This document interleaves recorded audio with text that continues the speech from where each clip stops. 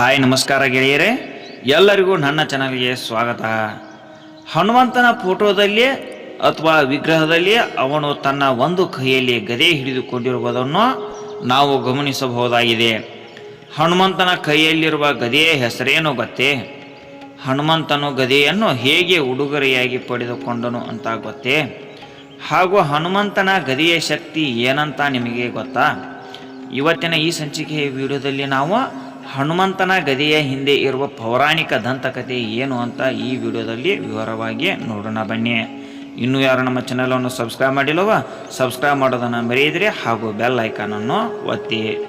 ಹನುಮಂತನನ್ನು ಪೂಜಿಸುವ ವ್ಯಕ್ತಿಯು ತನ್ನೆಲ್ಲ ತೊಂದರೆಗಳಿಂದ ಮುಕ್ತಿಯನ್ನು ಪಡೆದುಕೊಳ್ಳುತ್ತಾನೆ.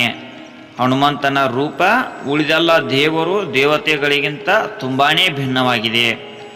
ಅವನ ಊದಿಕೊಂಡ ಮುಖ, ಉದ್ದನೆಯ ಬಾಲ, ಬೃಹದಾಕಾರದ ದೇಹ, ಕೈಯಲ್ಲಿ ಗದೆ ಎಂತಹವನ್ನಾದರೂ ಒಮ್ಮೆ ಅವನ ರೂಪವನ್ನು ನೋಡಿದರೆ ಅದರ ಬಗ್ಗೆ ತಿಳಿದುಕೊಳ್ಳಲು ಮನಸ್ಸಾಗುತ್ತದೆ ಗೆಳೆಯರೇ.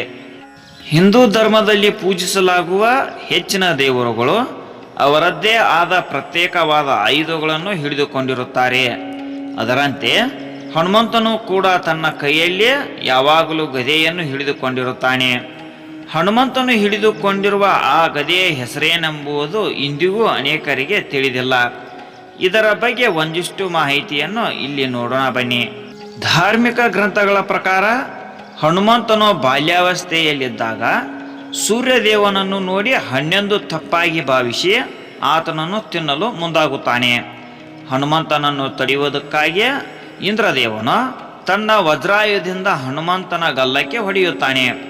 ಹನುಮಂತನು ತನ್ನ ಪ್ರಜ್ಞೆಯನ್ನು ಕಳೆದುಕೊಂಡು ನೆಲಕ್ಕೆ ಬೀಳುತ್ತಾನೆ.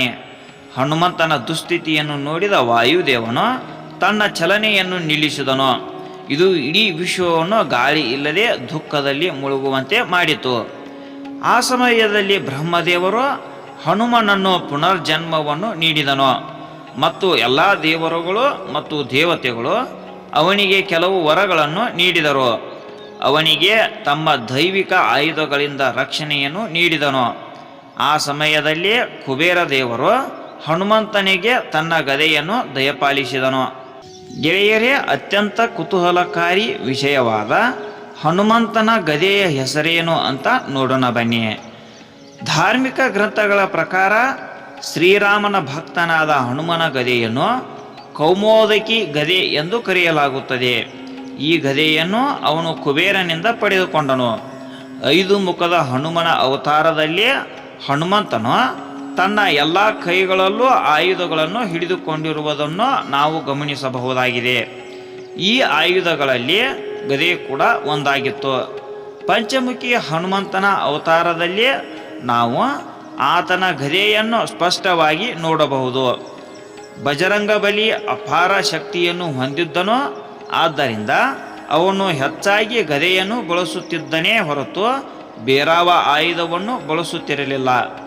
ಕುಬೇರನು ಹನುಮಂತನಿಗೆ ನೀಡಿದ ಬೃಹತ್ ಗಾತ್ರದ ಗದೆಯು ಅತ್ಯಂತ ದೊಡ್ಡದಾಗಿತ್ತು ಹಾಗೂ ಅತ್ಯಂತ ಭಾರವಾದ ಚಿನ್ನದ ಲೋಹದಿಂದ ಮಾಡಲಾಗಿತ್ತು. ಹನುಮಂತನು ತನ್ನ ಗದೆಯಿಂದ ಅನೇಕ ರಾಕ್ಷಸರನ್ನು ಕೊಂದನೆಂದು ಸಹ ಉಲ್ಲೇಖಿಸಲಾಗಿದೆ. ಗೆಳೆಯರೇ, ಹನುಮಂತನು ಯಾವಾಗಲೂ ತನ್ನ ಎಡಗೈಯಲ್ಲಿ ಗದೆಯನ್ನು ಹಿಡಿದಿರುವುದನ್ನು ನೀವು ಪ್ರತಿಮೆಗಳಲ್ಲಿ ಅಥವಾ ಹನುಮಂತನ ಫೋಟೋಗಳಲ್ಲಿ ನೋಡಿರಬಹುದು. ಅವನು ತನ್ನ ಎಡಗೈಯಲ್ಲಿ ಗದೆಯನ್ನು ಹಿಡಿದಿರುವುದರಿಂದ ಅವನನ್ನು ವಾಮಹಸ್ತ ಗದಾಯುಕ್ತಂ ಎಂದು ಕರೆಯಲಾಗುತ್ತದೆ. ಧಾರ್ಮಿಕ ಗ್ರಂಥಗಳ ಪ್ರಕಾರ ಕುಬೇರನು ಹನುಮಂತನಿಗೆ ಗದೆಯನ್ನು ನೀಡಿರುವುದು ಮಾತ್ರವಲ್ಲ, ಇದರೊಂದಿಗೆ ಈ ಗದೆಯನ್ನು ಹಿಡಿದು ನೀನು ಯಾವುದೇ ಯುದ್ಧವನ್ನು ಮಾಡಿದರೂ ಅದರಲ್ಲಿ ಎಂದಿಗೂ ಸೋಲನ್ನು ಅನುಭವಿಸಲು ಸಾಧ್ಯವಿಲ್ಲವೆನ್ನುವ ವರವನ್ನು ನೀಡಿದನು. ಈ ಕಾರಣಕ್ಕಾಗಿ ದೆವ್ವಭೂತಗಳು ಕೂಡ ಹನುಮಂತನೆಂದರೆ ಹೆದರುತ್ತವೆ. ಹನುಮಂತನು ತನ್ನ ಎಡಗೈಯಲ್ಲಿರುವ ಗದೆಯನ್ನು ಉಡುಗೊರೆಯಾಗಿ ಪಡೆದುಕೊಂಡಂತಹ ಗದೆಯಾಗಿದೆ. ಈ ಗದೆಯನ್ನು ಅವನು ಕುಬೇರ ದೇವನಿಂದ ವರವಾಗಿ ಪಡೆದುಕೊಂಡನು. ಈ ಶಕ್ತಿಯುತವಾದ ಗದೆಯ ಹೆಸರೇ ಕೌಮೋದಕಿ ಗದೆ ಎಂಬುದಾಗಿದೆ. ಗೆಳೆಯರೇ, ನಿಮಗೆ ಈ ವಿಡಿಯೋ ಇಷ್ಟವಾಗಿದ್ದರೆ ಲೈಕ್ ಮಾಡಿ ಹಾಗೂ ಇತರರಿಗೂ ಶೇರ್ ಮಾಡಿ. ಇನ್ನೂ ಇಂತಹ ಉಪಯುಕ್ತ ವಿಡಿಯೋಗಳಿಗಾಗಿ ನಮ್ಮ ಚಾನಲನ್ನು ಸಬ್ಸ್ಕ್ರೈಬ್ ಮಾಡಿ ಹಾಗೂ ಬೆಲ್ ಐಕಾನನ್ನು ಒತ್ತಿ. ಇನ್ನು ಮುಂದಿನ ಸಂಚಿಕೆಯ ವಿಡಿಯೋದಲ್ಲಿ ನಾವು ಹನುಮಂತನ ಮತ್ತೊಂದು ಪೌರಾಣಿಕ ಕಥೆಯೊಂದಿಗೆ ಬರೋಣ. ಎಲ್ಲರಿಗೂ ಧನ್ಯವಾದ ಗೆಳೆಯರೇ.